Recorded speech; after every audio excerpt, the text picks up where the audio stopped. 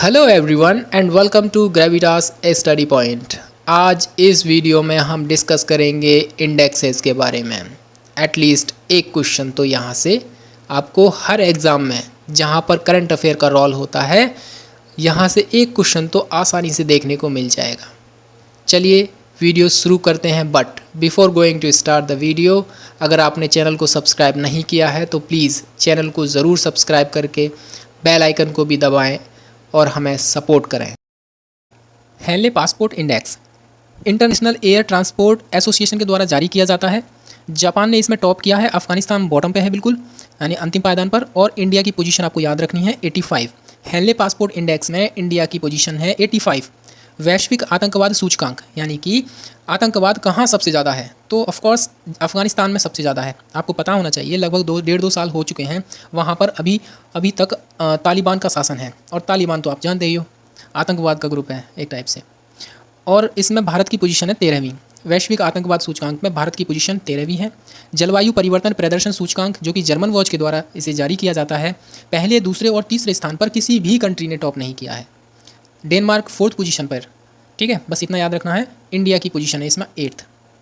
अंतर्राष्ट्रीय बौद्धिक संपदा सूचकांक यूएस चैम्बर्स ऑफ कॉमर्स के द्वारा इसे जारी किया जाता है, और अमेरिका ने ही इसमें टॉप किया है, और इंडिया की पोजीशन है 42वीं। अंतर्राष्ट्रीय बौद्धिक संपदा सूचकांक में इंडिया की पोजीशन है 42वीं, ठीक है। ग्लोबल इनोवेशन इंडेक्स, और इसको जारी करता है विश्व बौद्धिक संपदा संगठन और इंसीड। इसमें टॉप किया है स्विट्जरलैंड ने, और इंडिया की पोजीशन है 40वीं। इसको याद रखना, ग्लोबल इनोवेशन इंडेक्स में इंडिया की पोजीशन 40वीं है। वैश्विक लोकतंत्र सूचकांक इकोनॉमिस्ट इंटेलिजेंस के द्वारा इसे जारी किया जाता है। नॉर्वे ने टॉप किया है, और भारत की पोजीशन है 46वीं। ग्लोबल इनोवेशन इंडेक्स में 40वीं, वैश्विक लोकतंत्र सूचकांक में 46वीं, और ease of doing business index, देखो यहाँ पर 2021 लिखा हुआ है, इसका मतलब है कि जो लेटेस्ट रिपोर्ट है वो 2021 की ही है, ठीक है। और वर्ल्ड बैंक के द्वारा इसे जारी किया जाता है। ईज़ ऑफ डूइंग बिजनेस में न्यूजीलैंड ने इसमें टॉप किया है, और भारत की पोजीशन है 10वीं। भारत की पोजीशन आपको याद रखनी है, ईज़ ऑफ डूइंग बिजनेस में 10वीं है। वैश्विक प्रतिभा प्रतिस्पर्धा सूचकांक 2022, देखो 2023 के अभी इंडेक्स आए नहीं हैं, तो इसीलिए हम जो लेटेस्ट है वही दिखा रहे हैं, इधर वही लेके आए हैं आपके सामने। तो वैश्विक प्रतिभा प्रतिस्पर्धा सूचकांक 2022, जिसको वर्ल्ड इकोनॉमिक फोरम के द्वारा जारी किया जाता है, डेनमार्क ने टॉप किया है, और इसमें भारत की पोजीशन है 37, ठीक है। चलिए, वैश्विक भ्रष्टाचार सूचकांक 2021, ट्रांसपेरेंसी इंटरनेशनल के द्वारा इसे जारी किया जाता है। डेनमार्क, फिनलैंड और न्यूजीलैंड, इन तीनों ही कंट्रियों ने टॉप किया है, इसमें प्रथम स्थान पर आई हैं वैश्विक भ्रष्टाचार सूचकांक में, और भारत की पोजीशन है 85। आपको भारत की पोजीशन याद रखनी है बस। और वैश्विक भुखमरी सूचकांक 2022, इसको Concern Worldwide and German organisation World Hunger Life के द्वारा इसे जारी किया जाता है, और ये दिखाता है कि किस देश में कितनी ज़्यादा भुखमरी है। तो पहले स्थान पर 17 कंट्रीज़ ऐसी हैं जिनमें सबसे ज़्यादा भुखमरी है, और भारत की पोजीशन 107वीं है, ध्यान रखना। Global gender gap index world economic forum के द्वारा जारी किया जाता है। आइसलैंड ने टॉप किया है, अफगानिस्तान बॉटम पे है, और इंडिया की रैंक है 135। ग्लोबल जेंडर गैप में इंडिया की रैंक है 135वीं। मानव पूंजी सूचकांक 2020 वर्ल्ड बैंक के द्वारा जारी किया जाता है। सिंगापुर ने टॉप किया है, और भारत की पोजीशन है 116वीं।